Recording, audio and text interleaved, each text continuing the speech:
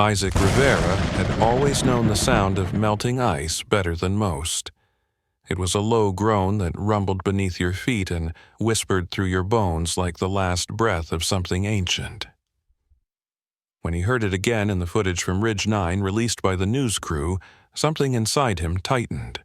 The camera, they found, had been buried under 20 feet of glacial ice sealed in a rusted thermal case. It had belonged to someone from the trip 1 of the 17. That number used to make his chest tighten so hard he could barely breathe. The newscaster's voice was crisp and hollow as it explained the miraculous recovery and promised further updates pending forensic review. But Isaac already knew what they would find. He had known for 25 years. The last time Isaac had been to Alaska was in the summer of 1999 before everything collapsed. He was 15. His class from Garrison Central High had won a national environmental grant to study glacier ecosystems in person. 17 of them had gone, including him. Only he came back. No one ever understood why. Not even him. When search parties found him alone 3 days later, curled up near the park ranger station without his coat or boots, he couldn't remember anything. Or, at least, that was what he told them. The doctors chalked it up to exposure and trauma. He was whisked back home, and the town eventually accepted the official line. Mechanical failure, sudden whiteout, lost without a trace. The truth, as always, had been carefully stitched together with the dullest thread. Now, sitting in his apartment in Tucson, Isaac stared at the grainy image displayed on the newscast. The camera's contents had only yielded 3 surviving photos. The second one made his breath freeze. It was taken from the base of Ridge 9. In it, the group stood in a half-circle laughing, smiling, alive. But it was not the students who captured his attention. It was what stood behind them in the distance, a figure, out of focus, blurred by motion. Just enough detail to make Isaac's stomach twist. He leaned forward, trying to convince himself it was just a shadow or artifact of age, but he knew better. He had seen that silhouette before, on the final day. Before, the memory slammed shut like a door. He spent the next hour pacing the floor. His phone buzzed with notifications from journalists he had ignored for years. The world was suddenly interested again.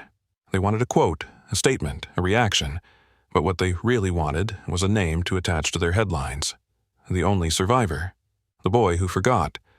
Isaac had never corrected them. Silence had been his shield, but this time felt different. The camera was proof, and proof meant accountability, not from him but from whoever had buried the truth along with those kids.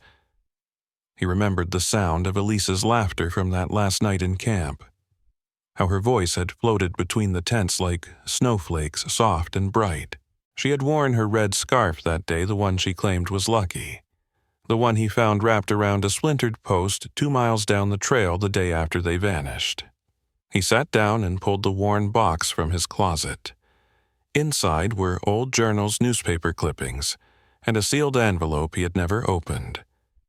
It was from Mr. Bennett, the science teacher who had organized the trip and vanished with the students. Isaac's mother had received it in the mail 6 months after the incident, postmarked from an unlisted address in Anchorage. She never opened it either, just left it in the box, too afraid of what it might say. Now, after all these years, his fingers trembled as he tore it open. Inside was a single page, handwritten, no greeting, no farewell, just a sentence. It reads, "You were supposed to forget." Isaac dropped the letter like it burned. His heartbeat pounded in his ears as if something inside him had cracked and let in the cold all over again. Outside, the sun dipped low behind the mountains. Isaac closed his eyes and let the last light warm his face. The glacier was calling, not with words, but with memory, with sound, with the unspoken weight of unfinished things. He did not know why the camera surfaced now, or who had left the letter behind, or what the blurred figure in the photo truly was. But he did know one thing. The story was not over. And maybe, just maybe, the truth had been waiting all this time under the ice, preserved, like a warning, like a beginning. Isaac opened his eyes and picked up his phone. He typed 2 words into the search bar. Ridge 9. Isaac woke drenched in sweat with his heart slamming against his chest like fists on a locked door. The air in his apartment felt thick and stale, as if it had not been touched in years. He sat on the edge of his bed, gripping the corners of the mattress, trying to hold on to what he had just seen. The dream had been different this time. Not just feelings or flashes of snow, but something specific. He was back on the trail. The light had that flat gray sheen that always preceded a storm. The wind whispered through the trees in low tones, and someone ahead of him was calling his name. He remembered the sound clearly. It was Elise. Not like a memory, but as if she had just spoken 5 seconds ago. She was yelling for him to keep moving. He remembered her face when she turned back. There was fear in her eyes, but also something else. Determination. He had followed her deeper into the trees, and then everything had gone black. He stood in the kitchen with a mug of cold coffee and the letter still resting on the table. "You were supposed to forget." He said it aloud, but it made no more sense in sound than it had in ink. He kept replaying the dream over and over. The way Elise looked at him. The way she had known where to go. He had told the doctors and the school board that he remembered nothing from the trip. That he woke up near the ranger station with frostbite and confusion. That part had been true. He had woken up there. But the rest felt like it had been written for him by someone else. He began to wonder if he had ever really forgotten anything at all, or if something had helped him forget. That idea chilled him more than the dream. If his mind had been altered somehow, then the past was not just lost, it had been stolen. He pulled out the old box again and flipped through the newspaper articles. Each headline was the same in tone. 17 missing in Alaskan wilderness. Park Services call off search. Only one survivor. The photo they always used was the one from his hospital bed, his eyes half open and his face pale as linen. They had said he was lucky. They had said he had survived something no one could explain. Isaac had never felt lucky. He had felt hollow. The kind of emptiness that builds walls inside you and dares you to look behind them. He spread the articles out on the floor and placed the opened envelope beside them. The handwriting on the letter was precise but hurried, like someone trying to say something important before they were caught. He noticed a faint indentation on the back of the page. He held it up to the light and saw the trace of a second sentence that had been erased. The letters were faint but readable. It said, "She remembered too." The next night, Isaac lay in bed, unable to sleep. The dream came again, but this time it started differently. He was standing in the camp circle surrounded by the others. They were all laughing, tossing marshmallows into the fire. Elise leaned against a tree with her notebook in hand. She always wrote everything down. Facts, sketches, weather changes. Isaac had forgotten about the notebook until now. In the dream, she walked over to him and placed it in his hands. Her voice was calm. "You have to keep this safe." Then the ground began to shake. A sound like thunder roared in the distance. Snow fell from the trees as if the sky had cracked. The others ran in different directions, but Elise stood still. Her eyes met his one last time. Then he woke up gasping. It was not a dream, it was a memory. The fire, the noise, the panic. It had all happened. Isaac turned on his desk lamp and sat down at his computer. He typed Elise Kwan into the search bar, but found nothing recent. The last record of her was in the archived school memorial from 2000. No social media, no family statements, not even an obituary. As far as the world knew, she had vanished with the others. But if she had survived longer than the others, or left behind something tangible like her notebook, then someone had hidden it. Or taken it. He pulled out a journal of his own and began writing down every detail he could recall from the dream. Names, sounds, directions, any piece that might fit into a larger puzzle. He stared at the word she remembered too and circled it. Elise had known something. She had tried to protect it. He needed to find her notebook. The next morning, Isaac visited the town library for the first time in years. The building had not changed much. Same cracked floor tiles. Same flickering light above the reference desk. He approached the archives and found the local newspaper editions from June to August 1999. Most were damaged or faded, but one article stood out. It was dated July 5th, 3 days after the disappearance.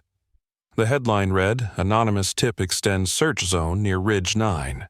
The article claimed that a ranger had received a radio message from an unknown female voice insisting they had gone the wrong way. The search zone had briefly shifted before being called off. The identity of the caller was never confirmed. Isaac read the article again slowly. The timeline matched. If Elisa had still been alive on July 5th, then someone had ignored the message or silenced it. Either way, she had tried to help. The wind screamed across the ice like an ancient voice returning from silence. A team of environmental researchers had been dispatched to Ridge 9 after the glacier's seasonal shift revealed a new fault line near the southern face. Among them was Ranger Joel Franks, a 30-year veteran who remembered the original 1999 incident like it had been yesterday. He had helped lead the initial search party that combed the area for nearly a week with dogs and heat scanners and desperate parents. Nothing had ever turned up. But now, beneath a fresh layer of translucent melt, he found something that had not been there before. A line of boot prints, preserved in a slow pocket of ice. They were staggered, pressed deep, not distorted by movement or panic. One set of tracks was clearly smaller, light enough to belong to a teenager. The other was broader and longer, with a heel depth suggesting a fully grown man carrying a heavy load. Joel crouched beside them in silence, taking photos and marking the location. He had seen enough snowprints to know these had not been made recently. They were too clean, too frozen in time. Back in Tucson, Isaac received an email from a former journalist named Darnell Cruz. Darnell had covered the original disappearance and had been following the recent discoveries with renewed interest. He had read the story about the camera and reached out after recognizing Isaac's name in the re-emerging coverage.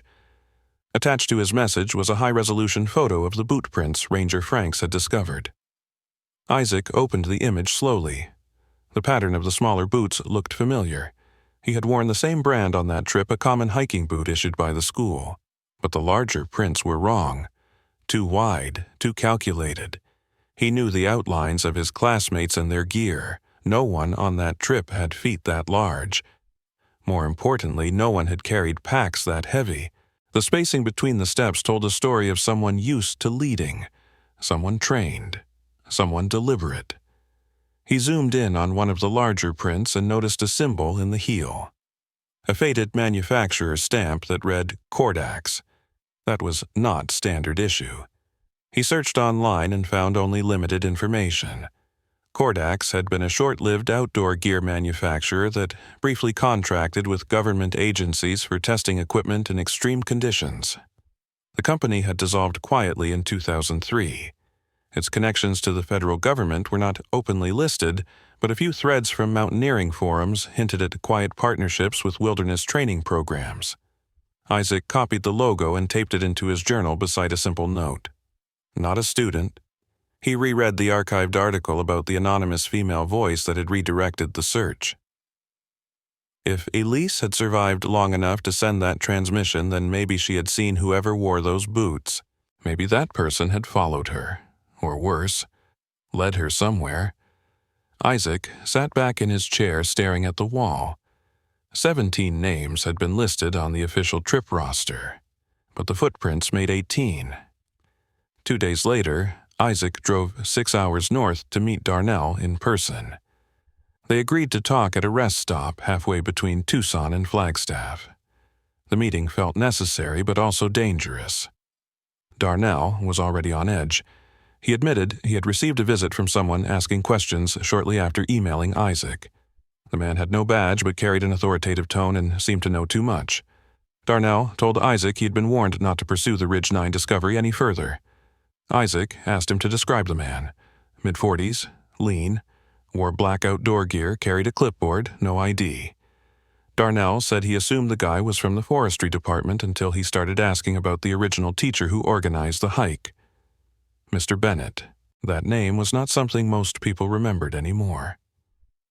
Isaac's hands clenched without realizing. Bennett had been the only adult on the trip. No body had ever been found. And yet the school had issued a brief letter confirming his death. If someone was still asking about him, then someone knew he had never been officially accounted for. Isaac asked if Darnell had ever seen Bennett in person. Darnell shook his head. He'd only written about him based on staff photos and secondhand descriptions. That was the first time Isaac admitted what he had remembered. He told Darnell about the dream, about Elise, about the erased sentence on the back of the letter. Darnell listened without judgment. Then he said something that made Isaac freeze. During the original coverage in 1999, there had been a rumor that 2 extra tents had been found near the last known campsite. Park Services never confirmed it. The report disappeared after the 3rd day of the search, but a hiker named Daniel Liu had claimed to see them before the area was blocked off. One was blue, one was military green. Neither matched the school-issued gear. Isaac knew those tents. He had seen them in the dream. Behind the fire, shadowed, silent. They had not belonged to any student. After returning home, Isaac pulled out the class photo from their final day before departure. 17 faces, 1 teacher, all accounted for, but what if the trip had not included only the listed participants? What if someone else had joined, someone not on record, the man with the Cordax boots, the person who had brought the extra tent?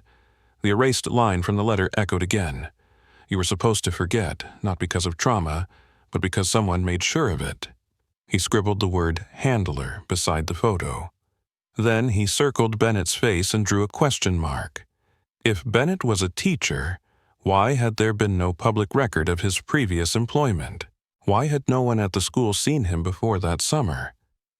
Isaac opened the envelope again and turned it inside out. No return address, just 1 line. You were supposed to forget. The air in the records room smelled like paper and mildew, and something older that had soaked into the floor over decades. Isaac had driven back to Garrison Central, the high school he once fled, without ever turning around. The building stood mostly unchanged. The main hallway was still too narrow, the lockers still the same dull green. Miss Arnett, the school secretary who retired in 2003, now lived 3 blocks away, in a house with peeling shutters and flower beds full of marigolds. She remembered Isaac before he even said his name. Her hands were spotted with age but steady when she opened the file box she had kept for reasons she could never explain. Some part of her had always suspected something about that trip was not right. She slid a folder across the table labeled Ridge 9, 1999, and Isaac stared at it as if it might vanish. Inside was a draft of the official field trip list. 17 students, 1 teacher, and beside Bennett's name scribbled in blue ink was another, Owen C. Breyer. In parentheses, someone had written observer. No one had ever spoken that name before. Isaac copied the list carefully into his journal. Breyer's name carried no title, no subject, no affiliation, just a presence. He asked Miss Arnett if she remembered seeing him. She shook her head slowly. She only recalled Mr. Bennett and the students boarding the bus that morning. She had not known there was someone else. Isaac thanked her and returned to his car. The folder sat on the passenger seat as if it weighed more than paper should. He drove to the town library and pulled up archived staff housing logs from 1999. Garrison had kept temporary faculty in a small complex near the edge of campus.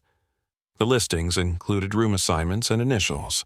Room 2B, Breyer OC, listed as contract observer. Occupied from May 1999 through July 10th. The exact departure date of the Ridge 9 hike. Isaac felt a tremor in his fingertips as he traced the name again. Someone had been watching them. Not supervising, watching. The library's microfilm machine whirred softly as he loaded more reels. He found an old article from June of that year featuring a small write-up on the school's upcoming grant program. The article mentioned the new environmental initiative, the selected students, and a line about specialized staff oversight. It quoted Mr. Bennett briefly. Nothing else. But buried in the back pages was a scanned memo from the school board requesting cooperation with external partners during the summer program. The memo was stamped with a regional seal and signed by a name Isaac had never seen before: Miriam S. Lark. Her title was listed as Academic Liaison Department of Specialized Education Research. The phrasing was odd.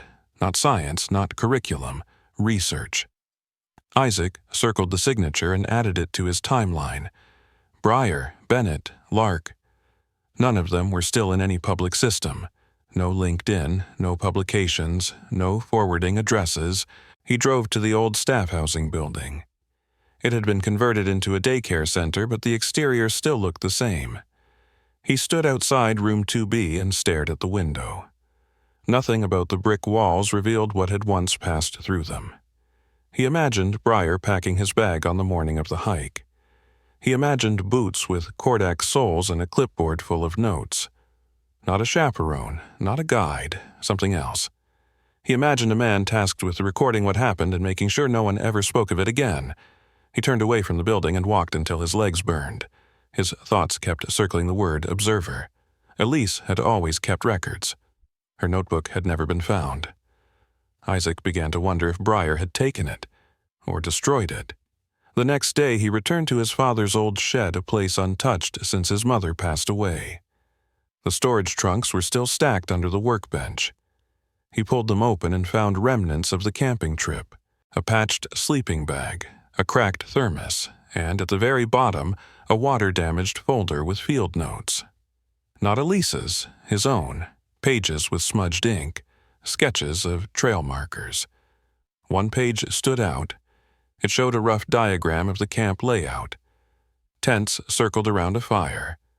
In the corner were 2 squares labeled green and blue, unassigned, marked with question marks. Isaac stared at his own drawing, forgotten for decades. He had known something was off even then. His 15-year-old self had seen the extra tents and tried to map them, but the memory had been buried along with everything else.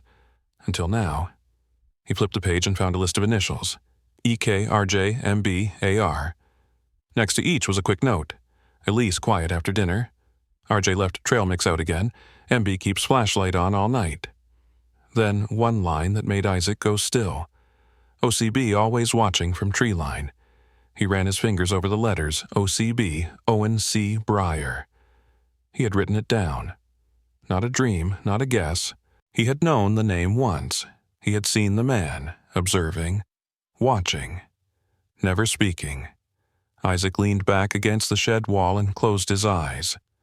The cold from the wood seeped into his spine. The observer had not been part of the hike. He had been part of something else entirely. The mountains always held on to secrets longer than they should. They buried them under snowfall and silence until memory no longer dared to dig. On a cold Thursday morning, Isaac found himself standing in front of a cabin near Fort Delton, a remote stretch of land nestled beyond the southern edge of Ridge 9. The man who lived there had once monitored ranger radio traffic from a solar-powered relay station. His name was Albie Denning, and he was 72 now, partially deaf in one ear but sharp when it came to voices. He had spent decades logging transmissions during storm seasons and evacuation drills. When Isaac explained what he was looking for, Albie disappeared into the back room and returned with a notebook bound in black tape. He handed it to Isaac without a word and pointed to an entry dated July 6, 1999. The message had come through at 2:11 a.m. The log read, female voice, faint repeating phrase. Signal weak. Possible distress. Message repeated. It hums. It hums. It hums. Then the line had gone silent. Isaac stared at the page for a long time. 3 words. Repeated until the static swallowed them. It hums. He asked Albie if there was any recording. Albie nodded and pointed to an old reel-to-reel player covered in dust. The tapes were labeled by date. Together, they found the one marked July 6th. The sound that emerged from the speaker made Isaac's chest tighten. At first, it was just wind and distortion, but then came the voice, a girl's voice. Young but steady, it hums, it hums, it hums, over and over like a chant or a warning. Isaac knew that voice. He would have known it anywhere. He had not heard it in 25 years, but he had heard it in dreams. He closed his eyes and let it hit him. It was Elise. Her voice cracked near the end. The hum grew louder. Then the signal vanished completely. Isaac felt the room shift beneath him like the floor had forgotten how to stay solid. He copied the audio to his phone with Albie's permission and thanked him quietly. Albie just waved a hand and said nothing. Isaac sat in his car for nearly an hour, listening to the recording on loop. He analyzed every pause, every inflection. It was not just fear in her tone, there was resignation, like someone speaking not to be saved but to be remembered. The phrase itself nagged at him. It hums. He had heard a similar sound in one of his dreams, a low mechanical rhythm beneath the snow, not a natural noise, not a wind pattern, something built. Isaac opened his journal and added the phrase beneath Elise's name. Then he drew a long arrow toward the word observer. He knew that whatever made the hum was connected to Briar. Maybe to Bennett as well. Someone had put it there. And the students had heard it. Maybe even followed it. The next day, Isaac visited the regional parks office and requested access to maintenance logs from 1999. He claimed to be working on a personal documentary about forgotten hikes. The clerk was indifferent and handed him a box of printouts. Most of it was mundane. Trail erosion reports, wildlife sightings, weather updates. But buried inside a weekly equipment inventory was a form that listed battery replacement for Relay Station 9. The notation beside it said status disabled pending internal check. Below that was a scribbled code, BHP Field 12. No further explanation. Isaac copied the note and took a photo. Relay Station 9 had been a Cold War monitoring hub converted into a weather outpost by the mid-90s. It had not been functional since 2001, but something about that code rang familiar.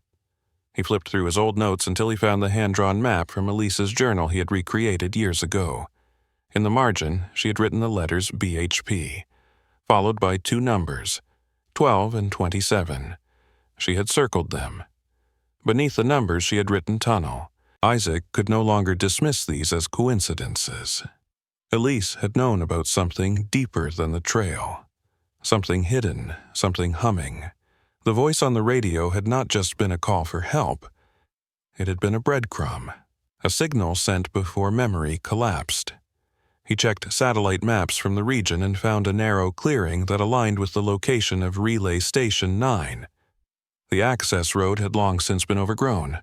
It was marked in local records as decommissioned, but it existed, just beneath Ridge 9's outer spine, the same place where the camera had been found weeks earlier, the same zone where the footprints had emerged. Isaac circled the area on his map and labeled it Entry Point. He spent that evening loading gear into his trunk, a flashlight, extra batteries, his phone, and 2 analog recorders. He printed a copy of the radio log and burned a disc with the audio recording. He uploaded backups to a secure folder online. The pressure in his chest did not feel like fear. It felt like alignment, like something lost had begun to move toward something remembered. He replayed the voice one last time before bed. It hums. It hums. It hums. There was no panic in the final repetition, only certainty. Elise had known where she was. She had not been calling for help. She had been leaving a mark. The road to Ridge 9 had grown narrow and brittle over the years. Branches sagged over the gravel path like arms long forgotten by sunlight. Isaac drove carefully, his tires crunching against frost-hardened dirt. The satellite map had shown the general area, but the landscape had shifted since the old records were made. Tree lines had crept closer. Erosion had pulled rocks into the trail. He parked near a fallen mile marker and continued on foot. The cold pressed against his ribs with every step. The relay station ruins appeared after 20 minutes, barely visible through the mist. The structure was skeletal now, a frame of metal and concrete stained by years of storms. But beneath a fractured wall, just as Elise's notes had suggested, was a slab of earth that had been disturbed. Isaac cleared the snow with his gloves and found a rusted hatch beneath layers of moss. The handle broke off in his hand, but the seal gave with pressure. A stairwell descended into shadow. Isaac stepped inside, slowly, flashlight beam cutting through dust and cobwebs. The tunnel was colder than outside, the air thick with iron and mold. The walls had once been painted white but were now smeared with mildew and what looked like soot. Pipes lined the ceiling in crooked angles. Some dripped slowly. Others were wrapped in torn insulation. He walked for 10 minutes without hearing anything but his own footsteps. Then the beam of his light struck metal. A small door stood at the end of the corridor marked with a faded stencil, BHP 12. He reached for the handle and found it unlocked. The room beyond was small, square, and littered with debris. A broken desk sat in the corner. Old monitors lay smashed on the floor. But on the back wall was something else, a map, drawn in charcoal or maybe black marker. The lines were crude but purposeful. They showed tunnels branching like veins beneath Ridge 9. Some were crossed out, others circled. In the center of the web was a name, Elise K. He moved closer and scanned the drawings. Each path was labeled with dates and notes. One read collapse near vent shaft. Another said echo source here. Near the bottom of the wall, etched in uneven letters, were initials. A dozen of them. EKRJMBAR. All familiar, all students. Beside each was a small mark like a tally. Some were circled, some were not. And next to his own initials, IR, was a question mark. At the very edge of the diagram, scrawled in smaller handwriting, was a single phrase: "If it loops, follow the cold." Isaac touched the wall gently. The ink had smudged in places, but the pressure marks were still fresh. Not ancient, not decades old. Someone had returned here. Someone had added these notes after the others were gone. The hum began as a vibration, faint, like a muscle twitch beneath the skin. It pulsed through the floor and up into his legs. Isaac froze and held his breath. The sound was not mechanical in a normal way. It had rhythm but no pattern, as if it shifted in response to presence. He turned off his flashlight and stood in darkness. The hum grew louder, then softer, then quiet again. He waited. Nothing moved. When he turned the light back on, the walls seemed to lean inward slightly, like the space itself had adjusted. He did not speak. He just walked back toward the stairwell, slowly marking the route with chalk pieces he had brought. Each mark was an X beside a pipe joint. Elise had done the same on her maps. She had tried to leave a way back. Before exiting the tunnel, he noticed a panel near the entry labeled Transit Room 2. The door was partially sealed, warped by time. He forced it open with a shoulder push. Inside was what looked like a surveillance area. Broken cameras, paper logs. A water-stained binder lay on a console. He opened it carefully. The pages were brittle but legible. Each one listed a name followed by time entries. Entry, exit, status. Some had no exit recorded. Elise's name appeared 3 times. The last line beside her read, "Transit incomplete." Location unknown. The last date on the page was July 8, 1999. Isaac photographed each page. Then he turned back to the stairwell and climbed into the daylight. Snow had begun to fall. Light flakes that melted on his jacket. He stood near the hatch and stared across the clearing. His mind ran through every name he had seen. Each mark, each tally. Elise had charted their journey through the tunnels. She had tried to find a pattern. She had understood that something inside the facility looped, not spatially, temporally. Isaac remembered the note. If it loops, follow the cold. He checked the original weather data from that summer. On July 8th, a cold front had moved through the area, dropping temperatures overnight. If Elise had timed her movements with that shift, she had been trying to escape whatever reset the space. She had been trying to break the loop. He returned to his car and uploaded all files to the backup server. The photos, the binder scans, the wall map. He encrypted the folder and sent a ping to Darnell with a message to call immediately. Then he sat in silence, listening to the wind through the trees. The tunnel had not just been a bunker.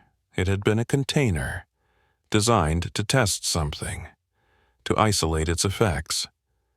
He thought about the students whose names were marked and the ones that had no exit time. He thought about Elise's voice on the radio and the humming sound beneath the floor. If this place had been a loop, then someone had activated it. Someone had needed to observe it. He scribbled one more note into his journal. Breyer knew. Bennett led. Elise survived. The rest had vanished beneath the mountain. But not into nothing. Into something shaped by time. The university lab was sterile and cold, its lighting too bright, its walls too quiet.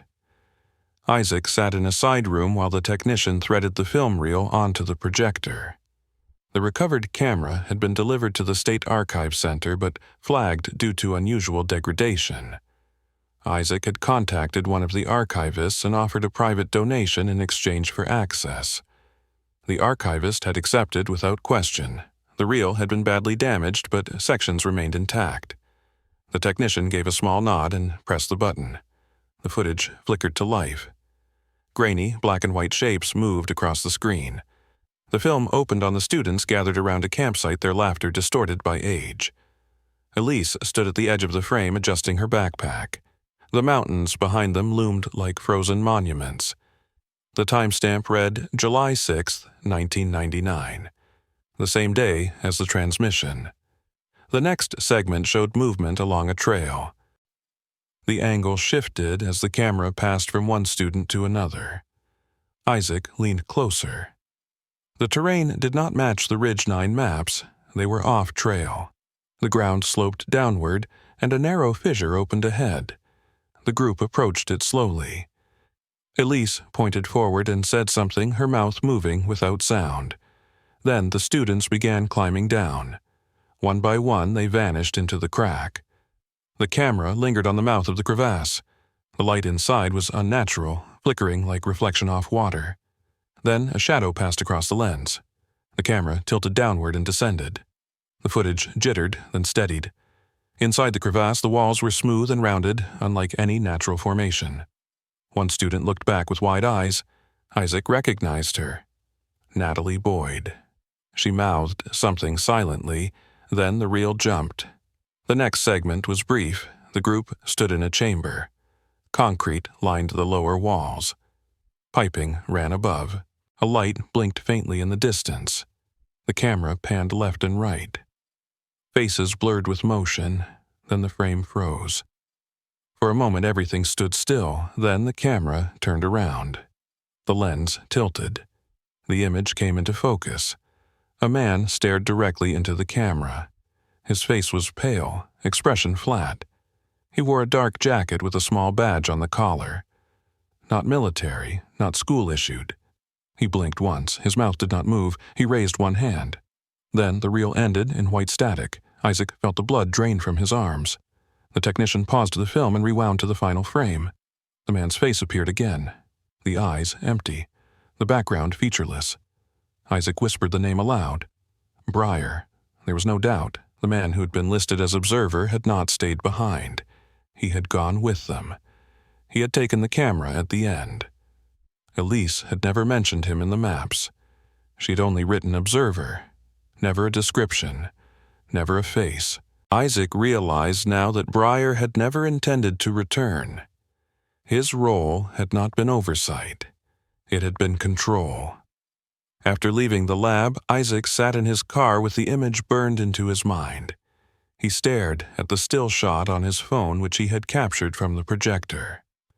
Breyer's hand had been raised just before the film ended.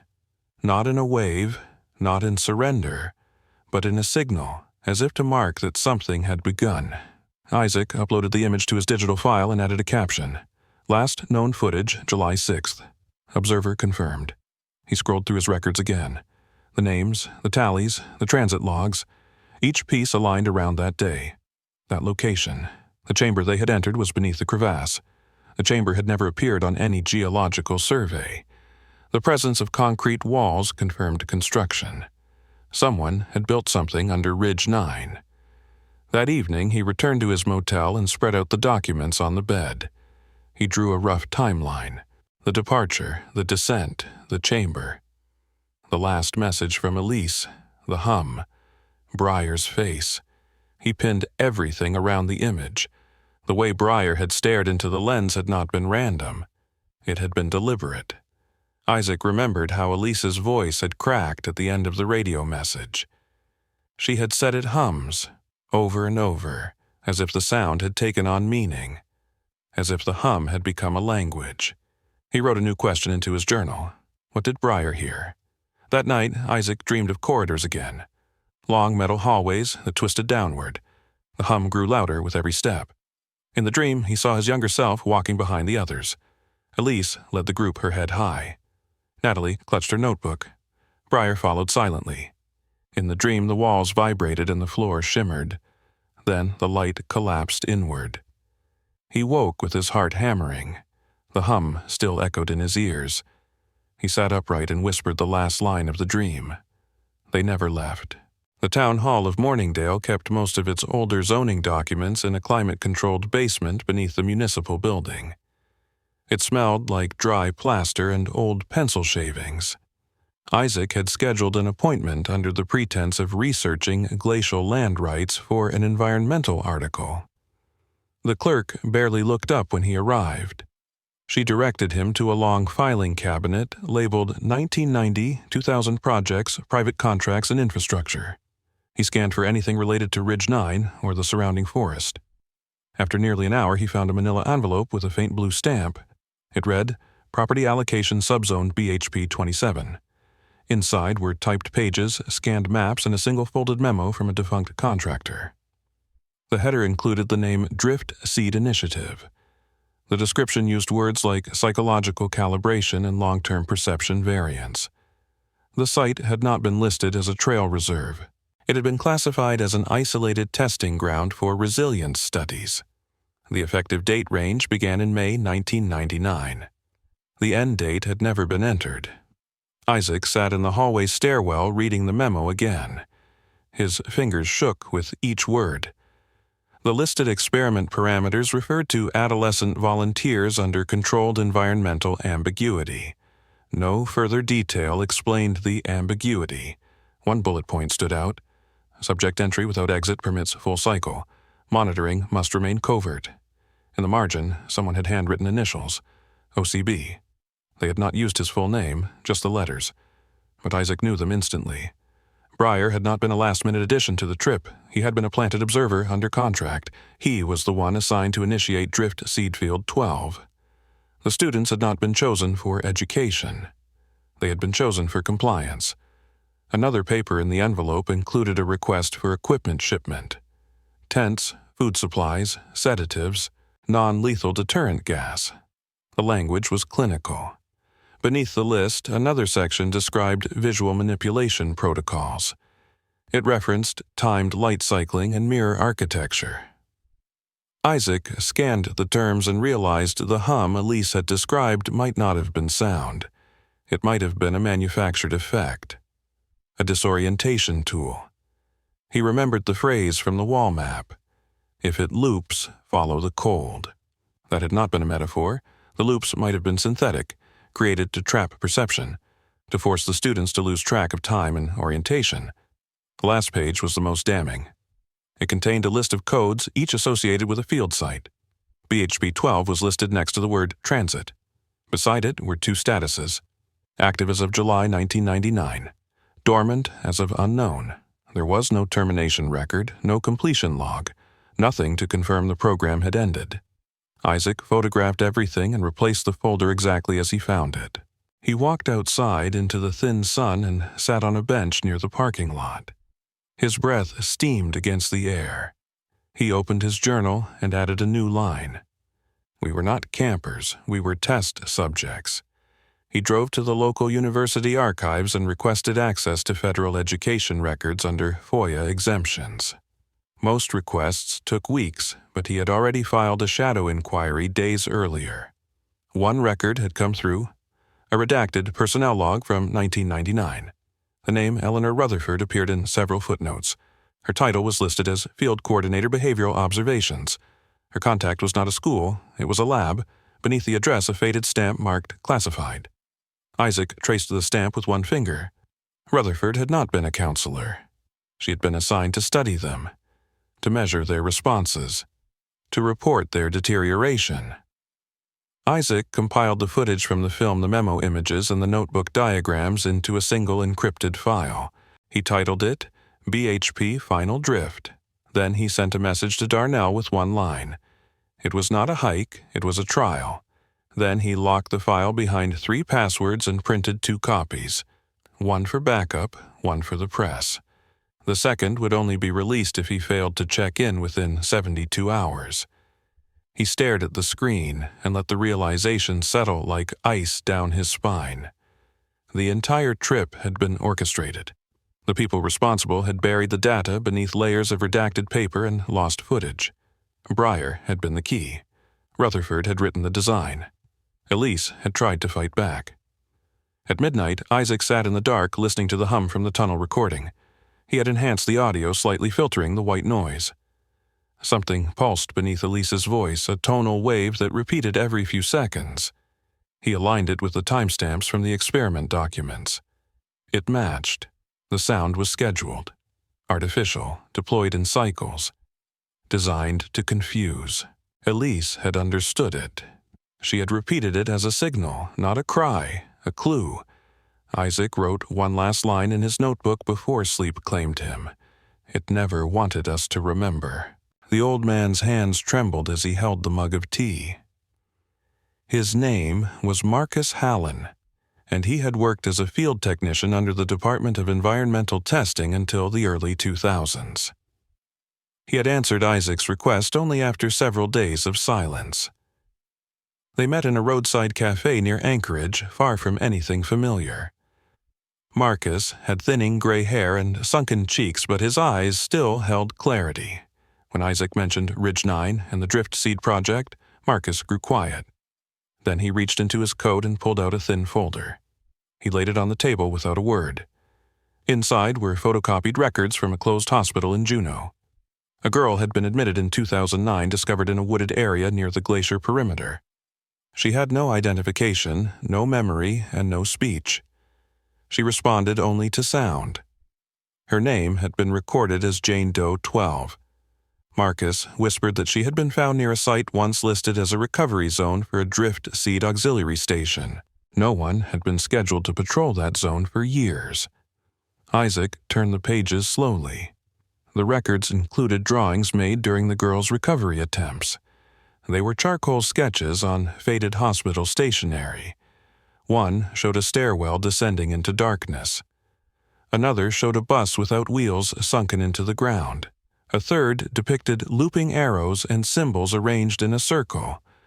But one drawing stopped Isaac cold. It showed the same wall diagram he had seen inside the tunnel, the same jagged map Elise had made. At the bottom of the page was a name, Breyer. The handwriting was tight and slanted, but unmistakably familiar. Marcus said the girl had never spoken, but had mouthed one phrase over and over again during the first week. It hums. Doctors had assumed it was trauma. They had never connected her to Ridge 9. The hospital had shut down in 2016. The patients were transferred or released. No one could confirm where she went. The file ended without conclusion. The last page contained a single sentence, written in thick black ink. I stayed so they could leave. Isaac felt his throat tighten. He asked Marcus if he believed it had been Elise. Marcus stared at the table and nodded once. He said she had the same features as the missing student, but looked far older than her age. Malnourished, fractured. She had refused food for days and only responded when music played through headphones. One doctor had written the phrase tonal reinforcement in the margins of a report. Isaac added the phrase to his notes. Music had been part of the conditioning protocol mentioned in the original Drift Seed files. It was used to stabilize or destabilize mental states depending on frequency. Elise had known this. She had found ways to stay conscious, ways to hold on to identity inside the loop. He realized now that her journal had not just been for escape. It had been a record of resistance. Back at his motel, Isaac reviewed the patient drawings again. The one with the looping arrows matched the interior tunnel structure he had walked days earlier. One arrow led outward, one folded inward. Between them, she had drawn a circle labeled Entry Echo. He checked his photos from the underground site. That term had appeared once on a rusted placard near a sealed hatch. He had not understood it then. Now he did. Entry echo referred to the artificial time dilation chamber described in the deeper experiment notes, the place where subjects were unknowingly cycled through repeated events to test a psychological breakdown. Elise had mapped it. She had survived it. She had returned from it. Isaac uploaded the drawings and report scans to the backup server. He encrypted them and attached a new note. Subject EK believed to have survived until 2009. Evidence supports prolonged exposure to drift protocol. If confirmed, she was the final witness. He stared at the sentence and whispered it once. The final witness. The hum in the recording seemed louder than ever.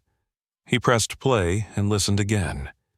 Each wave of sound reminded him of breathing, as if the tunnel itself had lungs, as if it remembered the people who had once filled its corridors. He returned to the tunnel site that night. He parked in the same clearing and walked to the same path. Snow fell in light sheets, muffling the sound of his steps. The hatch creaked open under pressure. The air inside had grown colder, more still.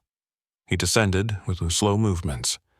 Flashlight held steady. When he reached the transit room, he noticed something new, a piece of fabric, red, torn, caught on a bolt beside the wall. It was the same color as the scarf Elise used to wear. He picked it up and tucked it into his jacket. Then he stepped toward the hatch labeled Entry Echo. He had not opened it before. This time he reached for the latch.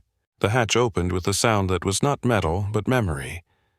The hinges gave slowly their groan echoing down the narrow corridor behind him.